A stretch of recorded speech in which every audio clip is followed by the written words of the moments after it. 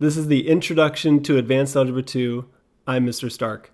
We're in the final topic of this unit, solving inequalities algebraically and graphically. In Lesson 7a, we'll solve inequalities algebraically, the most important part of this course. And in Lesson 7b, we'll solve inequalities graphically. As always, you can follow along using this document, which has the examples nicely spaced for you. They're pretty good ones too. So let's get algebraic. Solving an inequality algebraically is best done by solving the corresponding equality or equation and using a number line to test points around solutions to that equation.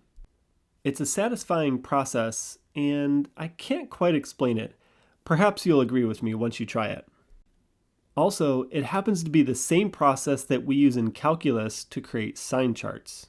So if you're taking calculus in the future, it's kind of nice to know that what you're learning right now will be used more than once. Okay, let me show you how it's done. I think I need a little more space though. Let's check out the first example. Solve the absolute value of x plus 3 is less than 5. The official algebraic way to solve this inequality is to set up two different inequalities. The first one is x plus 3 is less than 5, and the second one is x plus 3 is greater than negative 5. But this lesson is not about how to solve using that method. Check this out.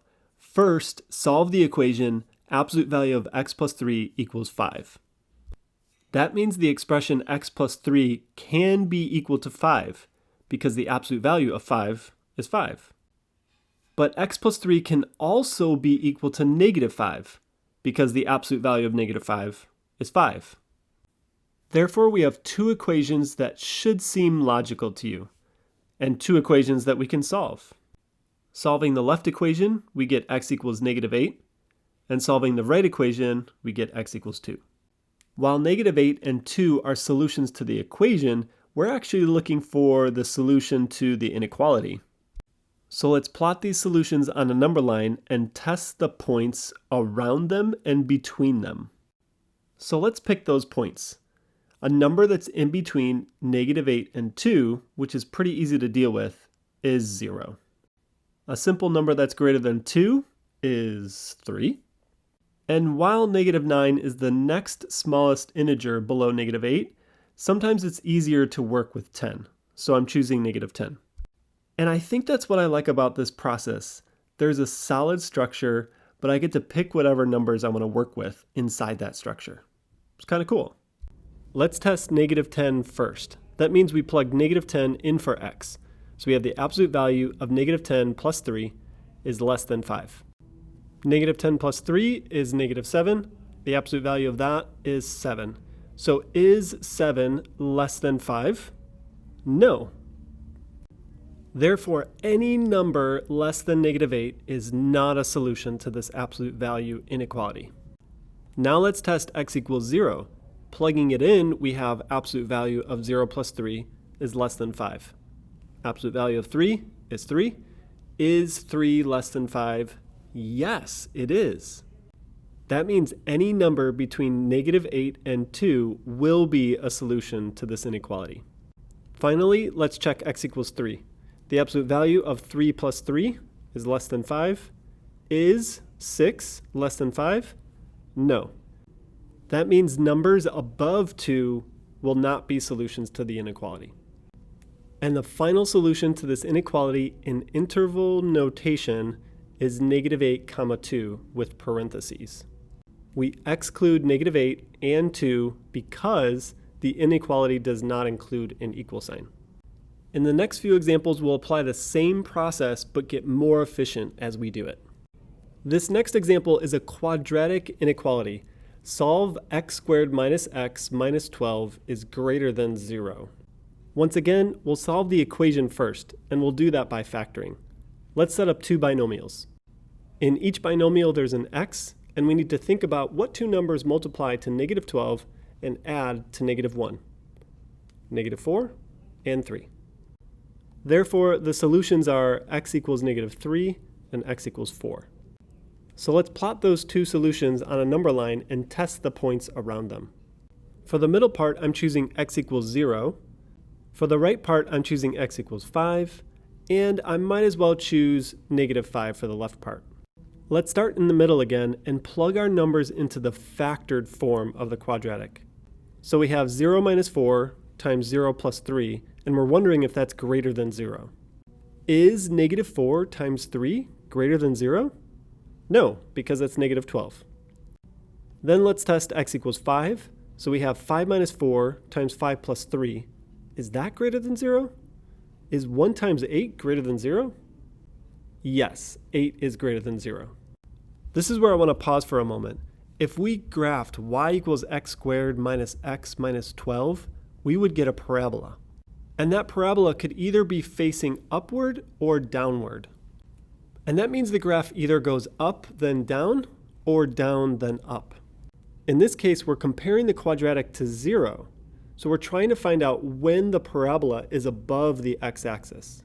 So if we know the parabola is above the x-axis when x is greater than 4, or on the right side of the graph, then we should expect the parabola to be above the x-axis on the left side of the graph. Let's show that this is the case. We plug in -4, so we get -5 minus 4 and -5 plus 3, wondering if that's greater than 0. So we have -9 times -2. Is that greater than 0? Yes, 18 is greater than 0. Therefore, the solutions to the original inequality are any numbers less than -3 and, or union, any numbers greater than 4. Okay, I hope that process was satisfying to you. Now let's kick it up a notch. Here's the last example I have for you. Solve 2x squared plus 3x is less than or equal to 20. First, let's write this as a quadratic equation in standard form. So we have 2x squared plus 3x minus 20 equals 0. Then let's see if we could factor this into two binomials. One of them has a 2x, the other has an x. Which two numbers multiply to 20 and can help us get that 3 with the coefficient of x squared, 2. 10 and 2 are factors of 20, but I'm thinking 10 is too extreme, so I'll try 5 and 4. 5 times 2x is 10x, and we have a 4x. 10 and 4 don't make 3. So let's switch them.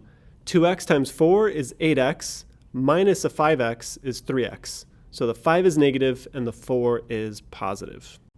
So either 2x minus 5 is equal to 0, which means x is equal to 5 halves, or x plus 4 equals 0, therefore x equals -4. Those are two solutions to the equation. Now let's plot those two solutions on the number line and test the points near those solutions. Okay, here we go. We have a number line, -4, 5 halves. I'm picking x equals 0 because it's between -4 and 5 halves. I'm also picking x equals 3. It's the next largest integer above 5 halves. And I'm picking x equals -5 because it's just under -4.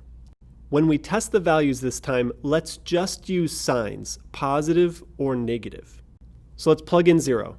0 times 2 is 0, minus 5 is negative. Let's just write negative in parentheses. 0 plus 4 is 4, which is positive. So let's just write positive in parentheses. A negative times a positive is a negative, which is always less than or equal to 0. So this is a yes. Here comes the next one. We're plugging in 3.